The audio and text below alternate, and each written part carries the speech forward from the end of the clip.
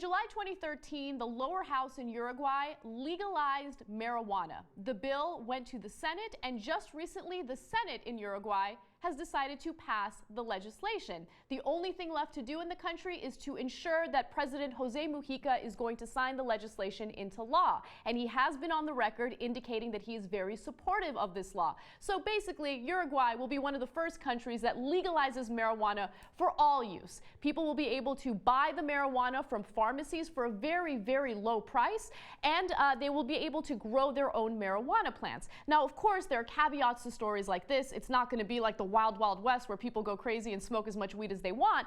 They will have a limited amount of marijuana that they can purchase, about 40 grams per month. Now, if you know anything about marijuana, 40 grams is an insane amount of marijuana. That's more than enough for people to smoke, and if they decide they want to grow it themselves, they can have up to 6 plants. Now, there's something really courageous about what politicians in Uruguay did. You have to keep in mind that polls indicate that 2/3 of the population in the country are actually against the government legalizing marijuana. But José Mujica said that he absolutely did not care. He actually wants to lower the amount of people who are smoking marijuana, and one of the only ways to do that is to legalize it and regulate it. In fact, they've already launched a campaign, an educational campaign, letting people know that smoking marijuana might actually do some damage to your body. Now, of course, I would like to look into those ads and see whether or not they're actually legitimate, but I do like the fact that they are using the same type of policy that we used here in the United States when it came to tobacco. When it came to tobacco, we didn't make it illegal, we didn't ban it, but we educated people about it. And as a result, less people smoked tobacco, less people smoked cigarettes, I should say.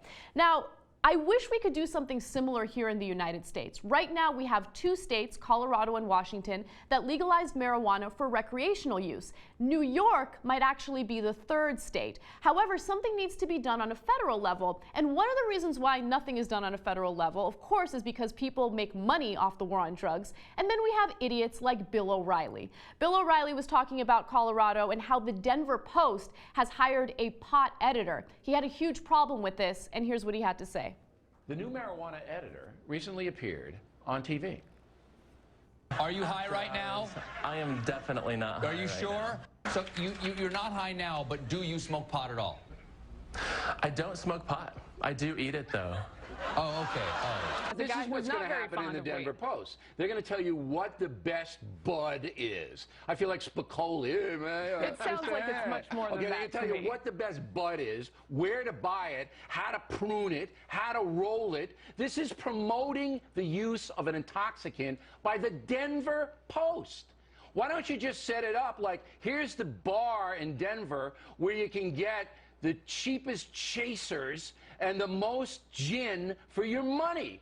This is exactly what it is, Mary Catherine. Now, I find it hilarious that that commentary is coming from the man who is known as the Falafel King. I've coined that phrase for him because he literally got so drunk one night that he called one of his female producers and started saying sexual things to her. And at one point he was talking about taking a loofah and rubbing it up against her body, and then he forgot the name of a loofah, so he decided to say falafel instead. That's how drunk that guy was. And he's talking to us about intoxication. Really?